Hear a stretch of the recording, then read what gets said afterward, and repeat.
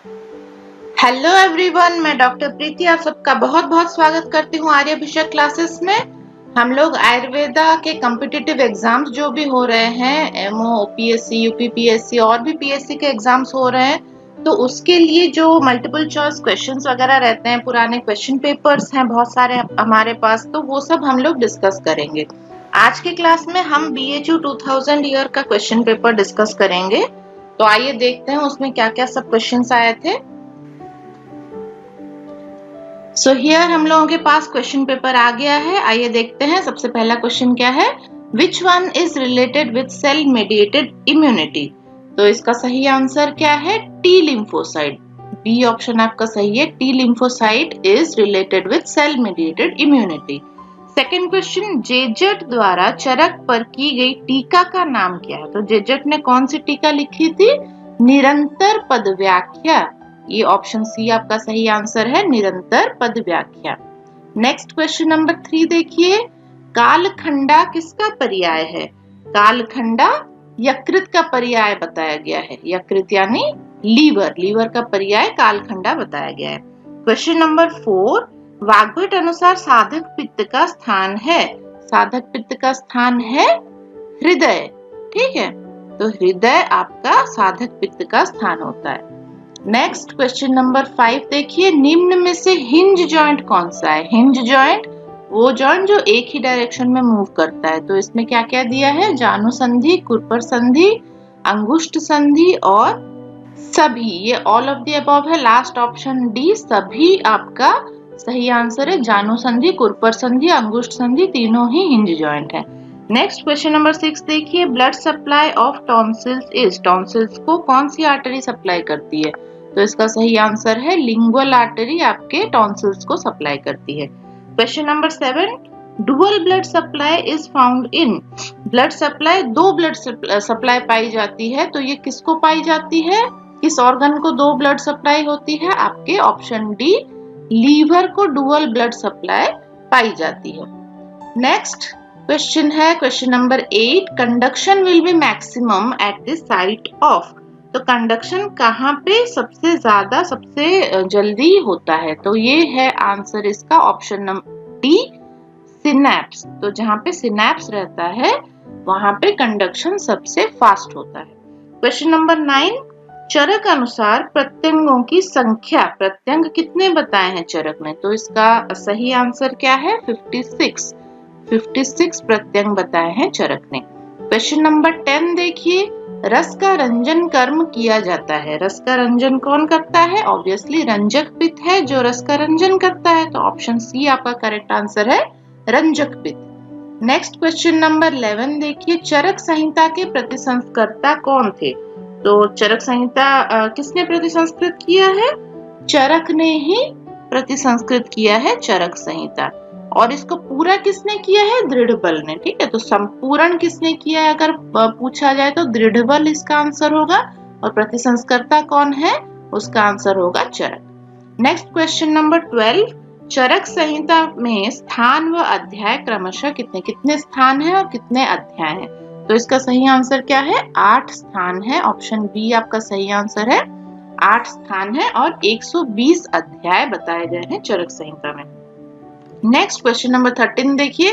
चित्त की भूमियां एवं चित्त वृत्तियां कितनी कितनी होती है? नंबर पूछा गया है। चित्त की भूमियां कितनी होती है और चित्त वृत्तियां कितनी होती है? तो ये 5-5 बताए गए हैं। चित्त की भूमियां भी 5 होती हैं और चित्त वृत्तियां भी 5 होती हैं। नेक्स्ट क्वेश्चन नंबर 14, सुश्रुत अनुसार अस्थियों की संख्या है कितनी है? ये हम लोग पिछले क्लासेस में भी डिस्कस किया है हम लोगों ने, है ना? तो सुश्रुत अनुसार अस्थि संख्या 300 होती है, 300। 360 बताई है चरक ने। नेक्स्ट क्वेश्चन नंबर 15 देखिए। दशविध रोगी परीक्षा का वर्णन कहाँ किया है? कौन सी चैप्टर में दशविध रोगी परीक्षा का वर्णन किया गया है? तो ये है आपका चरक विमान 8। चरक विमान 8 आपका ऑप्शन सी सही आंसर है। चरक विमान 8 में दशविध रोगी परीक्षा के बारे में डिस्क्राइब किया गया है। नेक्स्ट क्वेश्चन नंबर 16, चरक अनुसार भूधात्री किसका पर्याय है? भूधात्री आपकी भूमि आमलकी को कहा जाता है। ठीक है, धात्री आमलकी को कहा जाता है और भूधात्री भूमि आम्लकी को कहा जाता है। Next question number 17, blood flow of which organ is not reduced during exercise. Exercise करने के बाद भी ऐसा कौन सा ऑर्गन है जिसको ब्लड फ्लो कम नहीं होता है? तो इसका सही आंसर है ब्रेन। ब्रेन को कभी भी ब्लड फ्लो कम नहीं होता है।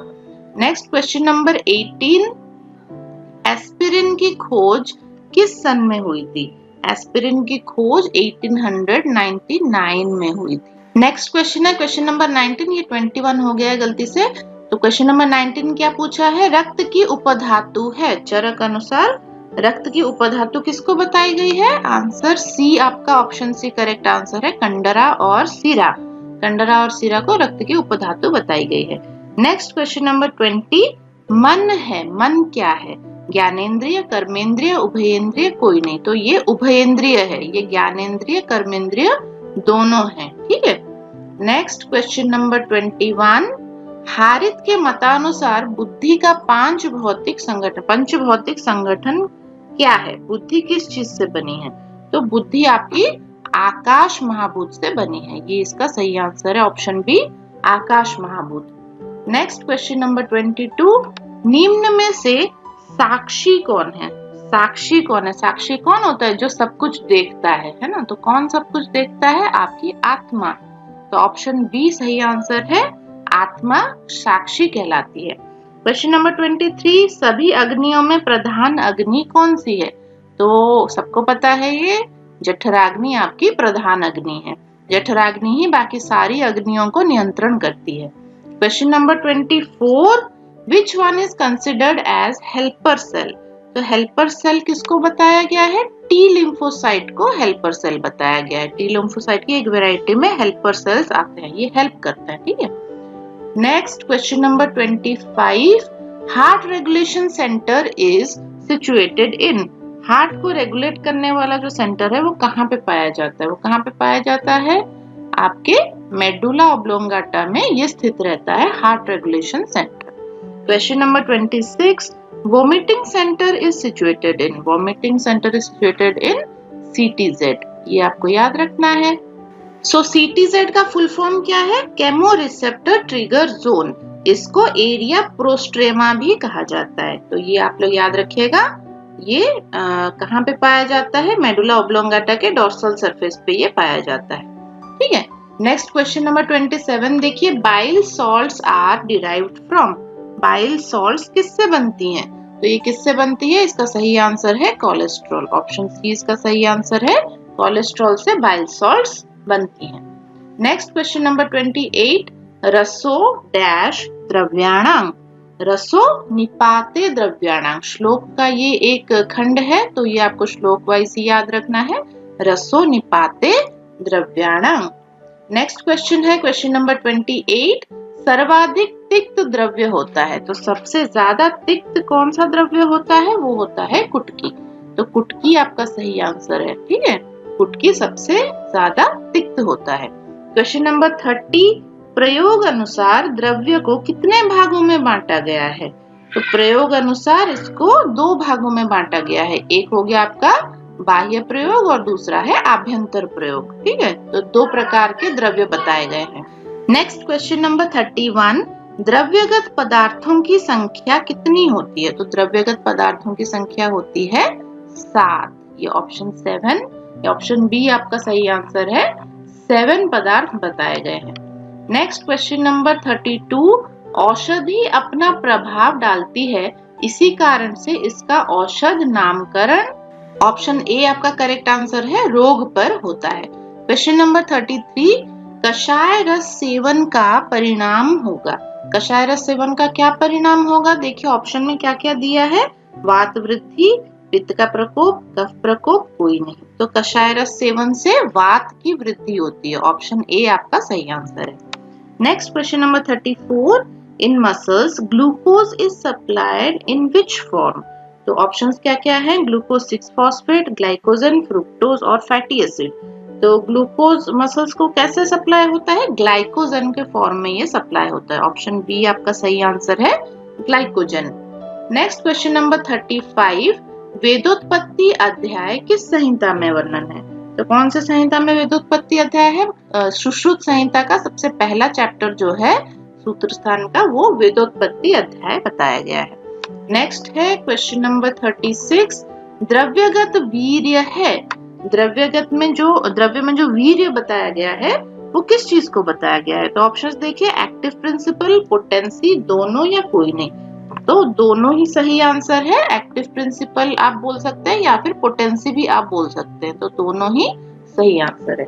क्वेश्चन नंबर 37, गुणों के आधार पर विपाक की संख्या होती है। गुणों के आधार पर विपाक कितने प्रकार के होते हैं? ऑप्शन बी 2 प्रकार के बताए गए हैं। ठीक है। देन नेक्स्ट क्वेश्चन नंबर 38 देखिए, निम्न में से वातहर द्रव्य है। वातहर कौन सा द्रव्य बताया गया है? वातहर बताया गया है आपका बला। ऑप्शन सी बला सही आंसर है। देन नेक्स्ट क्वेश्चन है क्वेश्चन नंबर 39, जीवक का प्रयोज्यांग है। जीवक का कौन सा अंग प्रयोग में आता है मेडिसिन बनाने के? तो वो है आपका ट्यूबर। ठीक है, कंद जो इसका होता है वो प्रयोग में आता है। Next question number 40, Calotropis procera is. Calotropis procera किसका नाम है? तूल फल का नाम है Calotropis procera. Question number 41, morphine is extracted from. Morphine किससे एक्सट्रैक्ट होता है? ऑप्शन बी है अफीम। अफीम से आपका मॉर्फिन एक्सट्रैक्शन होता है। क्वेश्चन नंबर 42 देखिए, अमृता पर्याय है। अमृता किसका पर्याय है? गुडुचि का पर्याय है ना। और गुडुचि का एक और पर्याय क्या है? छिन्नरुहा। छिन्नरुहा बताया गया है। तो ये अमृता, छिन्नरुहा, गुडुचि, गिलोय, ये सब पर्यायवाची शब्द है। नेक्स्ट क्वेश्चन नंबर 43, भूमि आमलकी का प्रयोग किया जाता है। भूमि आमलकी का प्रयोग कौन से विकार में किया जाता है? ऑप्शंस देख लीजिए, हृदरोग में, जलोदर में, यकृत विकार में या वृक्क विकार में। तो इसका सही आंसर क्या है? यकृत विकार में इसका प्रयोग किया जाता है। लीवर डिजीजेस में आप भूमि आमलकी के प्रिपरेशंस दे सकते हो। क्वेश्चन नंबर 44, श्रेष्ठ विषग्न द्रव्य किसे कहा गया है? तो श्रेष्ठ विषग्न कौन है? शिरीष। शिरीष विषहराणां श्रेष्ठं बताया गया है। क्वेश्चन नंबर 45, निम्न में से सत्य कथन है। तो क्या है? देखिए इसमें से कौन सा सही है? लाइन अप पढ़िए। ऑप्शन ए, रिफेम्पिसिन डेप्सोन के रक्तगत स्तर को बढ़ा देता है। रिफेम्पिसिन डेप्सोन के रक्तगत स्तर को कम कर देता है। रिफेम्पिसिन डेप्सोन को क्रियाहीन बना देता है। रिफेम्पिसिन की डेप्सोन के साथ कोई क्रिया नहीं होती है। तो इसमें ऑप्शन ए सही आंसर है। रिफेम्पिसिन डेप्सोन के रक्त स्तर को बढ़ा देता है। Next question number 46, action of theophylline is. Theophylline क्या करता है? थियोफाइलिन है एक प्रकार का ब्रोंकोडायलेटर। ठीक है, तो ब्रोंकस को ये डायलेट करता है थियोफाइलिन। नेक्स्ट क्वेश्चन नंबर 47 देखिए, इंडिकेशन ऑफ सल्फासैलाजिन इज। सल्फासैलाजिन आप कौन से डिजीज में दे सकते हो? ऑप्शंस में क्या क्या है? एमीबाइसिस, एलिफेंटियासिस, अल्सरेटिव कोलाइटिस या ऑल। तो ऑप्शन सी आपका करेक्ट आंसर है। अल्सरेटिव कोलाइटिस में आप सल्फासैलाजिन प्रिस्क्राइब करते हैं। Then next question number 48, Yogindra Nath Sen के अनुसार गुणों की संख्या कितनी है? योगिंदर नाथ सेन ने कितने गुण बताए हैं? 41 है इसका सही आंसर। ऑप्शन डी 41 गुण बताए हैं योगिंदर नाथ सेन ने। Next question number 49, daily dose of diazepam is. Diazepam की डेली डोज कितनी होती है? तो कितनी होती है? 5 से 10 मिलीग्राम होती है। ऑप्शन डी आपका सही आंसर है। ठीक है। Next question number 50, ह्रिन्नाल। ह्रिन्नाल निम्न में से किसका भेद है? तो ह्रिन्नाल किसका भेद बताया गया? ऑप्शन क्या क्या है देखिए, मुंडलोह, कांतलोह, तीक्ष्ण लोह या हरताल। तो इसका सही आंसर है तीक्ष्ण लोह। तीक्ष्ण लोह का भेद में ह्रिन्नाल बताया गया है। Next question number 51, imipramine is used in. Imipramine कौन से डिजीज में यूज होता है? ये आईबीएस में यूज होता है। ठीक है, आपका इरिटेबल बाउल सिंड्रोम जो होता है उसमें इमीप्रेमिन का यूज बताया गया है। Question number 52, toxic effect of paracetamol is. Paracetamol अगर ओवरडोज हो जाए, जरूरत से ज्यादा ली जाए, तो उसका टॉक्सिक इफेक्ट देखने को मिलता है। और इसका क्या इफेक्ट देखने को मिलता है? Hepatic necrosis. लीवर पे इसका इफेक्ट देखने को मिलता है। लीवर सेल्स की नेक्रोसिस होने लगती है, डेथ होने लगती है। ठीक, तो क्वेश्चन नंबर 53 देखिए, Which one is a bulk forming laxative? Bulk forming laxative कौन है? बल्क मीन्स टूल का मास बल्क बढ़ा देता है, कौन सा लैक्सेटिव? तो आंसर है इसका इसबगोल। इसबगोल अगर आप देंगे पेशेंट को खाने के लिए तो वो स्टूल का मास बढ़ा देगा, बल्क बढ़ा देगा, बहुत ज्यादा स्टूल पास करेगा पेशेंट। देन क्वेश्चन नंबर 54 क्या है? संयोगे च विभागे च कारणं द्रव्यमाश्रितम कहा गया है। किसके लिए कहा गया है? संयोगे च विभागे च कारणं द्रव्यम आश्रितम, तो ये कर्म के लिए ये कहा गया है, कर्म की डेफिनेशन में ये बताया गया है। ठीक है। क्वेश्चन नंबर 55 अति विषा है। अति विषा है, ऑप्शंस क्या क्या दिए हैं? निर्विष, सविष, दोनों, कोई नहीं। तो अति विषा है निर्विष। नाम इसका क्या है? अति विषा। आपको ऐसा लग रहा होगा कि इसमें विष बहुत ज्यादा मात्रा में प्रेजेंट होगी, लेकिन ये टोटली निर्विष है, इसका नाम ही अति विषा रखा गया है। नेक्स्ट क्वेश्चन नंबर 56 क्या है? Cassia fistula is the botanical name of. Cassia fistula किसका बॉटनिकल नेम है? दीर्घफला। ठीक, दीर्घफला का बॉटनिकल नेम है Cassia fistula. Question number 57 haloperidol is a. Haloperidol क्या होता है? हैलोपेरिडोल एक एंटीसाइकोटिक मेडिसिन है। ऑप्शन ए आपका सही आंसर है, antipsychotic medicine. Question number 58 IV dose is comparatively less than oral dose. This statement is IV dose अगर आप दे रहे हो तो वो ओरल डोज से कम होती है। ये सही है कि गलत है पूछा है इसमें। ठीक है, तो ये लाइन बिल्कुल सही है। कोई भी मेडिसिन अगर आप ओरल डोज दे रहे हो तो आपको ज्यादा डोज में देनी पड़ेगी, IV डोज लगा रहे हो तो कम डोज में काम हो जाएगा। नेक्स्ट क्वेश्चन नंबर 59 परपटी पारद का कौन सा बंध है? परपटी प्रिपरेशन आपने पढ़ा है ना? तो ये कौन सा बंध बताया गया है? ये है पोट बंध। ये आपको याद रखना है, पोट बंध बताया गया है परपटी को। नेक्स्ट क्वेश्चन नंबर 60 देखिए, सूतेंद्र वीर्यप्रद किसको कहा गया है? सूतेंद्र वीर्यप्रद किसको कहा गया है? तो ये गंधक के लिए कहा गया है, सूतेंद्र वीर्यप्रद।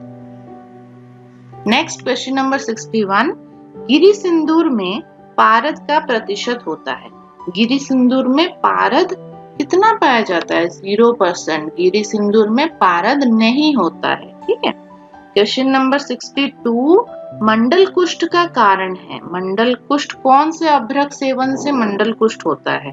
तो नाग अभ्रक के सेवन से मंडल कुष्ठ होता है। अभ्रक बहुत सारे प्रकार के पाए जाते हैं, नाग, पिनाक, मंडूक, वज्र बताया गया है। तो इसमें जो नाग अभ्रक है अगर वो आप मेडिसिन में यूज कर लो और उसको सेवन कर लो तो मंडल कुष्ठ उत्पन्न हो सकता है। नेक्स्ट क्वेश्चन नंबर 63 निम्न में से फेरोमैग्नीशियम अभ्रक कौन सा है? फेरोमैग्नीशियम अभ्रक आपका कृष्ण अभ्रक है, जो कृष्ण वर्ण का होता है, उसी में आयरन मौजूद होता है। तो फेरो यानी आयरन है ना, तो फेरोमैग्नीशियम कृष्ण अभ्रक को बताया जाता है। क्वेश्चन नंबर 64 क्या है? Bromhexine is a. ब्रोमहेक्सिन क्या है? ये एक म्यूकोलाइटिक एजेंट है, म्यूकोलाइटिक एजेंट।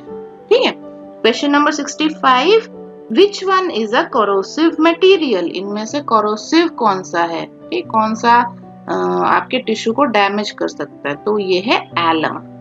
एलम जो होती है वो कोरोसिव मटेरियल में काउंट की जाती है। क्वेश्चन नंबर 66 निर्धूम परीक्षण किसके लिए किया जाता है?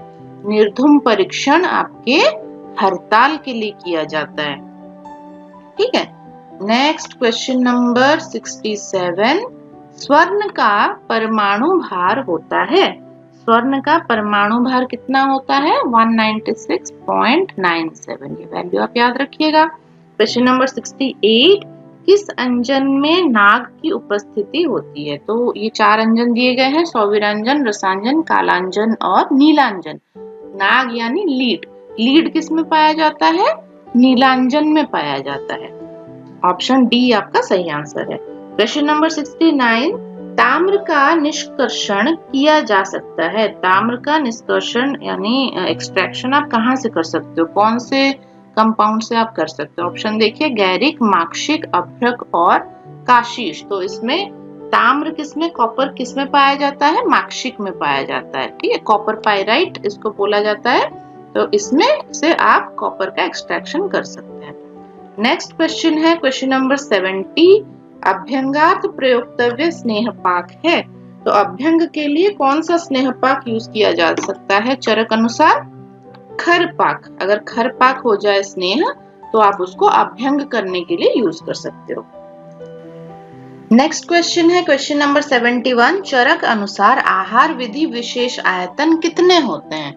तो ये कितने होते हैं? अष्ट आहार विधि विशेष आयतन बताया गया है, तो ऑप्शन सी 8 आपका करेक्ट आंसर है। Question number 72। स्वर्ण किस द्रव में पूर्ण रूप से विलय हो जाता है? ऐसा कौन सा लिक्विड है जिसमें स्वर्ण डिसॉल्व हो जाता है? तो इसका आंसर क्या है? एक्वारेजिया। HCl प्लस HNO3 का जो कॉम्बिनेशन होता है एक्वारेजिया, उसमें स्वर्ण डिसॉल्व हो जाता है। नेक्स्ट क्वेश्चन है क्वेश्चन नंबर 73।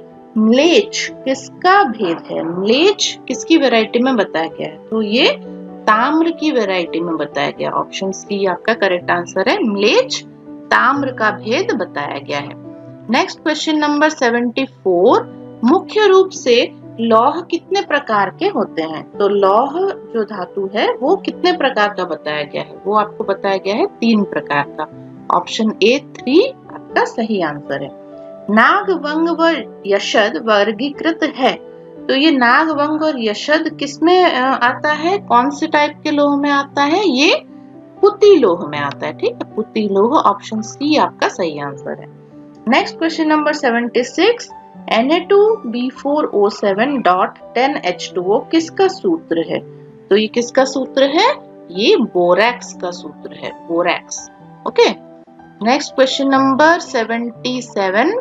बोल परपटी का रोग अधिकार है। बोल परपटी कहाँ पे यूज की जाती है? बोल परपटी रक्तपित्त में यूज की जाती है, ये आप याद रखिएगा।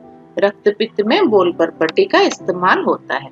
Question number 78। रक्त धातु किसका पर्याय है? रक्त धातु, ठीक है, ये धातु वो शरीर वाले धातु नहीं है। रक्त धातु ये किसके पर्याय में बताया गया? सिनोनिम में। तो इसका आंसर है गैरिक। गैरिक लाल रंग का होता है, इसलिए इसको रक्त धातु भी पर्याय कहा जाता है। Next question number 79। सिंहनाद गुगुल का घटक है। सिंहनाद गुगुल में मेन कंपोनेंट क्या पाया जाता है? एरंड तेल पाया जाता है इसमें। ठीक है। Next question number 80। स्मृति सागर रस का भावना द्रव्य है। स्मृति सागर रस में कौन सी द्रव्य की भावना दी जाती है? ऑप्शंस देखिए, निम्ब, वचा, ज्योतिषमती या बोथ 2 और 3। ठीक है, तो यहाँ पे बोथ 2 और 3 सही आंसर है, यानी वचा और ज्योतिषमती दोनों की ही भावना स्मृति सागर रस में दी जाती है, इसलिए ऑप्शन डी आपका सही आंसर है। नेक्स्ट क्वेश्चन है जाति व आगति किसका पर्याय है? तो जाति व आगति किसका पर्याय है? संप्राप्ति का पर्याय है। संप्राप्तिर जातिर आगति बताया गया है। ठीक है। Question number 82। सात्म्य का समावेश होता है। सात्म्य किसको सात्म्य कहेंगे हम? तो ऑप्शंस देखिए, उपशय, अनुपशय, दोनों या कोई नहीं। तो उपशय को हम सात्म्य कहेंगे। जो उस डिजीज कंडीशन में पेशेंट को फेवरेबल हो वो सात्म्य होता है। जो डिजीज कंडीशन को बढ़ा दे वो असात्म्य होता है या अनुपशय होता है। जो डिजीज कंडीशन को कम करे, उसकी हेल्थ को बढ़ाए, वो सात्म्य होता है। तो उपशय इसका सही आंसर है। Question number 83। मधुमेह का प्रमुख दूष्य है। मधुमेह में कौन दूषित हो जाता है? तो प्रमुख रूप से इसमें ओज दूषित होता है। ठीक है, ऑप्शन बी ओज इसका सही आंसर है। क्वेश्चन नंबर 84 देखिए, विच one is related from hypothyroidism. Hypothyroidism से कौन रिलेट करता है? तो ऑप्शंस में क्या क्या है? कशिंग सिंड्रोम, मिक्सेडिमा, थायरोटॉक्सिकोसिस और ऑल। ठीक है, तो यहाँ पे हाइपोथायरॉयडिज्म में क्या होता है? थायराइड हार्मोन्स जो होते हैं वो कम हो जाते हैं, है ना। तो इसमें सही आंसर क्या आएगा? मिक्सेडिमा। तो मिक्सेडिमा पाई जाती है, सूजन पाई जाती है बॉडी में, तो इसलिए हाइपोथायराइड की कंडीशन में पाया जाता है। Question number 85। Which one is the cause of nephrotic syndrome. Nephrotic syndrome के कॉज में किसको बताया गया है? तो ऑप्शंस देख लीजिए, SLE, हाइपोकोलेस्ट्रेमिया, एनीमिया या ऑल। SLE इसका सही आंसर है। SLE अगर हो किसी पेशेंट को तो उसको नेफ्रोटिक सिंड्रोम डेवलप कर सकता है। Question number 86। चरक अनुसार मूत्राघात के कितने भेद हैं? मूत्राघात के भेद कितने बताए गए? ऑप्शंस में है 8, 12, 13 या 1 और 3 दोनों सही है। ए एंड सी ऑप्शन दोनों ही सही हैं। ठीक है, तो इन्होंने मूत्राघात में 8 भेद भी बताए हैं और मूत्राघात में 13 भेद भी बताए हैं। नेक्स्ट क्वेश्चन है क्वेश्चन नंबर 87। नाग की विशिष्ट गुरुता है, स्पेसिफिक ग्रेविटी इसकी कितनी है? तो कितनी है ये? 11.3 इसकी स्पेसिफिक ग्रेविटी है, नाग की 11.3। ऑप्शन सी आपका सही आंसर है। Next question number 88। मधुमेह के पर्याय हैं। मधुमेह के क्या पर्याय हैं? देखिए, ओजोमेह, शौद्रमेह, दोनों या कोई नहीं। तो इसका सही आंसर है दोनों। ओजोमेह और शौद्रमेह दोनों ही मधुमेह के पर्याय हैं। नेक्स्ट क्वेश्चन है क्वेश्चन नंबर 89। ओज क्षय मिलता है किस डिजीज में? ओज का क्षय हो जाता है। तो ऑप्शंस में क्या क्या है? प्रमेह, विसर्प, कुष्ठ या सभी में। तो हमने अभी थोड़ी देर पहले ही पढ़ा था, प्रमेह में ओज दूषित होता है तो ओज का क्षय आपको प्रमेह में ही देखने को मिलेगा। Question number 90। चपलत्व निवृत्ति किस पारद संस्कार का फल है? कौन सा संस्कार करने से पारद का चपलत्व निवृत्ति हो जाती है, चपलत्व चली जाती है? तो इसका आंसर है नियमन संस्कार। आप नियमन अगर संस्कार करोगे तो उसमें उसकी चपलत्व चली जाएगी। Question number 91। पारद में किस संस्कार के पश्चात रुजाहर गुण धर्म आ जाता है? रुजाहर मीन्स पेन किलर वाले गुण आ जाते हैं इसमें। तो इसका आंसर क्या है? मूर्छन। ये ऊ की मात्रा यहाँ छूट गई है। ऑप्शन सी इसका सही आंसर है। मूर्छन संस्कार अगर आप करते हैं तो पारद में रुजाहर गुण आ जाता है। नेक्स्ट है क्वेश्चन नंबर 92। विटामिन ए की कमी से हो सकता है। विटामिन ए की कमी से क्या हो सकता है? नाइट ब्लाइंडनेस होता है, सबको पता है ये। तो नक्तांध्यता आपका सही आंसर है, नाइट ब्लाइंडनेस। Question number 93। वात रक्त में किसका स्तर बढ़ा हुआ मिलेगा आपको? वात रक्त यानी गाउट की कंडीशन जो बताई गई है उसमें सीरम यूरिक एसिड आपको बढ़ा हुआ मिलेगा। So option C serum uric acid इसका सही आंसर है। Question number 94। निम्न में से जल से उत्पन्न व्याधि नहीं है। नहीं है यहाँ पे पूछा है, तो कौन सी व्याधि जल से उत्पन्न नहीं होती है? यकृत शोथ बी या हेपेटाइटिस बी आपका जल से उत्पन्न नहीं होता है। हेपेटाइटिस बी जो होता है वो ब्लड बॉर्न डिजीज है। अगर इन्फेक्टेड ब्लड के कांटेक्ट में आप आ जाएं तो आपको हेपेटाइटिस बी हो सकता है। बाकी पेचिस, हैजा ये सब आपका वाटर बॉर्न डिजीज है। वाटर में ही ये इन्फेक्टेड वाटर से, कॉन्टेमिनेटेड वाटर से ये फैलते हैं। Next question number 95। In which condition Kussmaul's respiration is found?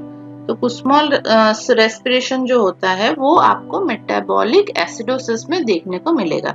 Option C metabolic acidosis is the correct answer. Question number 96।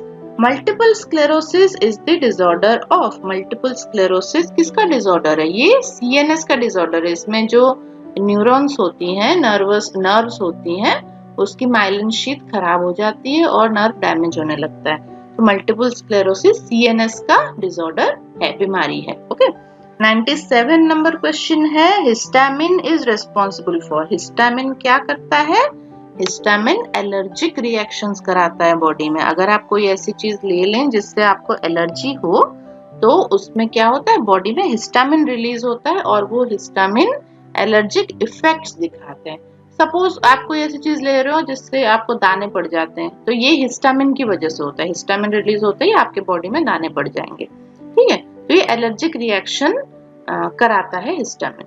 Next question number 98 देखिए। Biliary stones are commonly found at the site of. Biliary stones means bile से जो stone बनते हैं वो आपको कहाँ पे commonly मिलेंगे? देखिए ऑप्शंस में क्या क्या है? ब्लैडर, सीबीडी, एम्प्यूला या all. CBD means common bile duct. तो कॉमन बाइल डक्ट में आपको बिलियरी स्टोन्स देखने को मिलेंगे मोस्ट कॉमनली। नेक्स्ट है क्वेश्चन नंबर 99। किस तापक्रम पर हिंगुल उड़ जाता है? किस तापक्रम पर ये वेपोराइज हो जाता है हिंगुल? तो इसका सही आंसर है 650 डिग्री सेंटीग्रेड से अगर अधिक हो टेम्परेचर तो आपका हिंगुल वेपोराइज हो जाएगा। नेक्स्ट क्वेश्चन नंबर 100 क्या है? अर्म है। अर्म किस तरह से इसका ट्रीटमेंट किया जाता है। तो अर्म को छेद्य बताया गया है, इसका आप छेदन कर्म करके ट्रीटमेंट कर सकते हो। Question number 101, which one is the primary symptom of intestinal obstruction. अगर इंटेस्टिनल ऑब्स्ट्रक्शन हो जाए तो क्या होगा? वोमिटिंग, स्पैस्मोडिक पेन, बोथ या नन। तो इसका आंसर है बोथ। अगर इंटेस्टिनल ऑब्स्ट्रक्शन हो रहा है तो पेशेंट को वोमिटिंग होगी क्योंकि खाना नीचे पास नहीं करेगा, और उसको बहुत तेज पेन भी होगा जो स्पैस्मोडिक पेन बताया जाता है। सो नेक्स्ट क्वेश्चन है question number 102, pseudo diabetes is related with. Pseudo diabetes आपको किसमें देखने को मिलेगी? तो पैंक्रेटाइटिस के कंडीशन में आपको स्यूडो डायबिटीज देखने को मिल सकता है। Next question number 103, which one is devoid from phagocytosis activity. तो कौन सा वो सेल है जिसमें फैगोसाइटोसिस एक्टिविटी नहीं होती है? ठीक है, तो मोनोसाइट, लिम्फोसाइट, न्यूट्रोफिल तीनों में फैगोसाइटोसिस होता है, लेकिन बेसोफिल में फैगोसाइटोसिस एक्टिविटी नहीं होती है। Question number 104, which one is not in the symptom of uraemia. Uraemia के सिम्टम में कौन सा नहीं है? ऑप्शंस देखिए, gastrointestinal bleeding, pruritus, raised urea, raised creatinine. तो प्रूराइटस और यूरिया क्रिएटिनाइन रेज्ड आपको मिलेगा यूरेमिया में, लेकिन गैस्ट्रोइंटेस्टिनल ब्लीडिंग आपको नहीं मिलेगी। नेक्स्ट है क्वेश्चन नंबर 105, पंचामृत परपटी का रोग अधिकार क्या है? पंचामृत परपटी आपकी किसमें दी जाती है? ये गृहिणी में दी जाती है, इसलिए ऑप्शन ए गृहिणी आपका सही आंसर है। नेक्स्ट क्वेश्चन है क्वेश्चन नंबर 106, स्त्री की योनि से किंशुकोदक सदृश स्राव सूचक है। अगर किंशुकोदक जैसा स्राव हो रहा है तो उसका मतलब क्या है? उसका मतलब है कि पुत्री उत्पत्ति होगी। ठीक है, तो जो उसमें जो शिशु है वो कन्या शिशु है। नेक्स्ट क्वेश्चन नंबर 107, गर्भिणी पालित्य का कारण भूत दोष है। गर्भिणी पालित्य कौन सा दोष बढ़ने से होगा? आपका पित्त दोष बढ़ने से होगा। नेक्स्ट क्वेश्चन, वाग्भट अनुसार गर्भिणी में वस्ती दी जाती है, तो कौन से महीने में वस्ती दी जाती है? कौन सा महीना बताया गया है? अष्टम महीना, 8वें महीने में वस्ती देने का विधान बताया गया है। नेक्स्ट क्वेश्चन है क्वेश्चन नंबर 109, वाग्भट अनुसार स्तन्य का अंजलि प्रमाण है। स्तन्य कितने अंजलि पाई जाती है बॉडी में? वो है 2 अंजलि बताई गई है। नेक्स्ट क्वेश्चन है क्वेश्चन नंबर 110, सुश्रुत अनुसार मूढ़ गर्भ निर्हरणार्थ किस शस्त्र का प्रयोग किया जाता है? तो मूढ़ गर्भ को बाहर निकालने के लिए आप कौन सा शस्त्र प्रयोग करोगे? कौन सा इंस्ट्रूमेंट, कौन सा शस्त्र आप प्रयोग करोगे? उसका आंसर है मंडलाग्र। सुश्रुत ने मंडलाग्र शस्त्र बताया है। नेक्स्ट क्वेश्चन है क्वेश्चन नंबर 111, उदावरता। उदावरता क्या होता है? उदावरता एक योनि रोग है। ठीक है, तो योनि रोग बताए गए हैं 20 बताए गए हैं, उसमें उदावरता एक योनि रोग बताई गई है। Question number 112, pelvic diagram is formed by. तो इसमें क्या क्या है? ऑप्शंस देखिए, इलियोकॉकिजियस, प्यूबोकॉकिजियस, लिवेटर एनी या ऑल। तो पेल्विक डायग्राम आपका लिवेटर एनी जो मसल होती है वो बनाती है pelvic diagram. Next question number 113, amnion का निर्माण होता है। एमनियन का निर्माण किससे होता है? ऑप्शंस देखिए, साइटोट्रोफोब्लास्ट, एक्टोडर्म जर्म लेयर से, दोनों से, या प्लेसेंटा से। तो इसका सही आंसर है दोनों से, साइटोट्रोफोब्लास्ट और एक्टोडर्मल जर्म लेयर से एमनियन का निर्माण होता है। क्वेश्चन नंबर 114, प्रमेह हेतु नैमित्तिक रसायन होगा। नैमित्तिक रसायन पढ़ाया गया है, तो उसमें प्रमेह में आप कौन सा नैमित्तिक रसायन देंगे? इसका आंसर है शिलाजत्तु। शिलाजत्तु आपको देना है। नेक्स्ट क्वेश्चन क्या है? देखिए, नेक्स्ट क्वेश्चन है, स्पैस्मोडिक डिस्मेनोरिया प्राय किस आयु में होता है? स्पैस्मोडिक डिस्मेनोरिया 15 से 35 साल की उम्र में पाया जाता है। Next question, question number 116, Sushruta अनुसार नवजात शिशु को जन्म के दूसरे दिन क्या दिया जाता है? तो जन्म के दूसरे दिन उसको लक्ष्मणा सिद्ध घृत देने को कहा गया है। लक्ष्मणा सिद्ध घृत ऑप्शन ए आपका सही आंसर है। क्वेश्चन नंबर 117, वयोस्ताल्वांतर्गत नामयंती संदर्भ है। तो ये तालु उसका नामयंती मतलब दब जाता है। ये कौन से कंडीशन में पाया जाता है? ये मस्तुलुंग क्षय में पाया जाता है। ठीक है, तो मस्तुलुंग क्षय इसका सही आंसर है। क्वेश्चन नंबर 118, एक वर्ष के बालक की लंबाई कितनी होती है? एक वर्ष के बालक की लंबाई होती है 75 सेंटीमीटर। एवरेज ये काउंट है ना, एवरेज मेजरमेंट है। तो एवरेज एक साल के बच्चे की लंबाई 75 सेंटीमीटर होती है। नेक्स्ट क्वेश्चन नंबर 119, कुकुर खांसी का उद्भव काल है। कुकुर खांसी या हुपिंग कफ जिसको कहते हैं, या फिर पर्ट्यूसिस जिसको कहते हैं, उसका इंक्यूबेशन पीरियड पूछा गया है। तो 7 to 14 डेज इसका आंसर है। 7 to 14 डेज में हुपिंग कफ आपका उद्भव होता है या डिजीज पैदा करता है। नेक्स्ट क्वेश्चन, क्वेश्चन नंबर 120, शोणित वर्ण नियम अध्याय किसमें वर्णन आया है? कौन से संहिता में ये शोणित वर्ण नियम अध्याय बताया गया है? तो ये है सुश्रुत संहिता में। ठीक है, तो सुश्रुत ने ये कहा है। ऑप्शन बी सुश्रुत आपका सही आंसर है। क्वेश्चन नंबर 121, कपाल भेदन या क्रैनियोटोमी हेतु प्रयुक्त शस्त्र। अगर आपको क्रैनियोटोमी करनी हो, कपाल भेदन करना हो, तो वहां पे कौन सा शस्त्र प्रयोग करेंगे? तो इसका आंसर है करपत्र। ऑप्शन डी करपत्र शस्त्र इस्तेमाल किया जाता है क्रैनियोटोमी के लिए। Next question number 122, vector of Japanese encephalitis is. Japanese encephalitis का वेक्टर कौन है? वेक्टर क्या होता है? जो डिजीज फैलाता है। तो इसका ये मक्खी होती है, फ्लाई। ठीक है, तो मक्खी आपका जापानीज एन्सेफेलाइटिस का डिजीज फैलाती है, फ्लाई। ऑप्शन डी इसका सही आंसर है। Question number 123, hyperventilation is seen in. Hyperventilation किसमें देखने को मिलता है? एल्कलोसिस में देखने को मिलता है। एल्कलोसिस की कंडीशन में आपको हाइपरवेंटिलाइजेशन देखने को मिलेगा। Question number 124, what is the meaning of azotemic diabetes? Azotemic diabetes में क्या होता है? एजोटोमिक डायबिटीज में यूरेमिया होता है। ठीक है, आपके ब्लड में यूरिया की कंटेंट बढ़ जाती है। क्वेश्चन नंबर 125, असाध्य भगंदर है। कौन सा भगंदर वैरायटी इसमें से असाध्य है? ऑप्शंस देखिए, शतकोनक, उष्ट्रग्रीव, परिस्रावी या शंभु का वर्त। तो इसका आंसर है शंभु का वर्त। शंभु का वर्त असाध्य भगंदर कहा गया है। Next question number 126, cancer of parathyroid gland is associated with. अगर पैराथायरॉयड ग्लैंड में कैंसर हो तो कौन सा सेल उसमें इन्वॉल्व होता है? तो उसमें एसिनर सेल्स इन्वॉल्व होते हैं। ठीक है, एसिनर सेल आपको याद रखना है। नेक्स्ट है क्वेश्चन नंबर 127, रामस्टेड ऑपरेशन का संबंध है। रामस्टेड ऑपरेशन किसमें किया जाता है? रामस्टेड ऑपरेशन आपका आमाशय का ऑपरेशन किया जाता है, स्टोमक। ठीक है, तो स्टोमक के ऑपरेशन में रामस्टेड ऑपरेशन बताया गया है। 128 नंबर क्वेश्चन देखिए, दंत शंकु का कर्म होता है। दंत शंकु क्या करता है? दंत शंकु आहरण करता है। नेक्स्ट आज का लास्ट क्वेश्चन है question number 129, commonest abscess is. तो इनमें से कौन सा एब्सेस सबसे कॉमन होता है? ऑप्शंस देखिए, breast abscess, perineal abscess, pyaemic abscess या ऑल। तो ऑप्शन आपका बी सही आंसर है, पेरिनियल एब्सेस। पेरिनियल एब्सेस इन सारे एब्सेस में सबसे कॉमनेस्ट एब्सेस है।